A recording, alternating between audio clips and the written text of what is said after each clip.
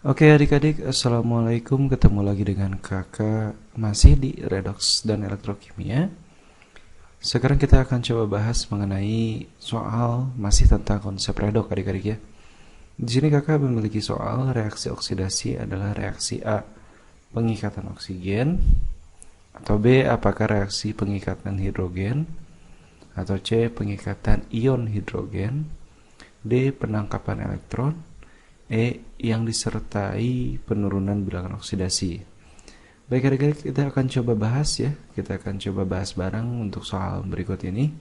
Dan seperti biasa, sebelum kita bahas, kita tulis dulu di sini. Jawab yuk, ayo kan kita coba bahas bareng ya. Nah adik-adik, kakak ingatkan terlebih dahulu. Untuk reaksi oksidasi ini ada beberapa definisi yang digunakan ya, sesuai dengan perkembangannya. Pertama, jika kita sandarkan pada oksigen ya, berdasarkan pelepasan atau pengikatan oksigen, maka yang disebut dengan oksidasi itu adalah peristiwa pengikatan oksigen ya. Jadi oksigennya diikat. Nah, ini disebut dengan oksidasi, peristiwa pengikatan oksigen.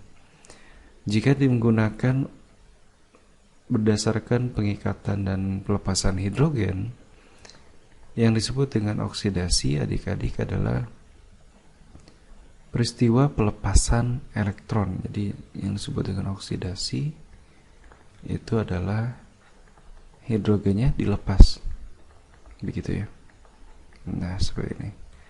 Kemudian jika kita menggunakan dasar pelepasan atau pengikatan elektron, maka yang disebut dengan oksidasi adalah peristiwa pelepasan elektron.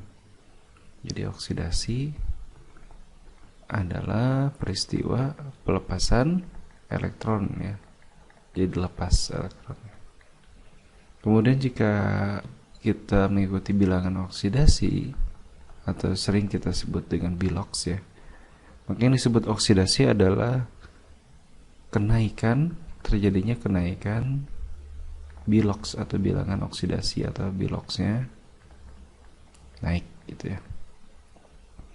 Jadi adik-adik, kakak ulang dulu ya, ada beberapa definisi oksidasi.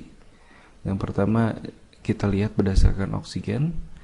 Dan jika berdasarkan oksigen, maka yang disebut oksidasi adalah oksigennya diikat. Jika hidrogen, hidrogennya dilepas. Jika elektron, elektronnya dilepas. Jika bilox, biloxnya naik ya.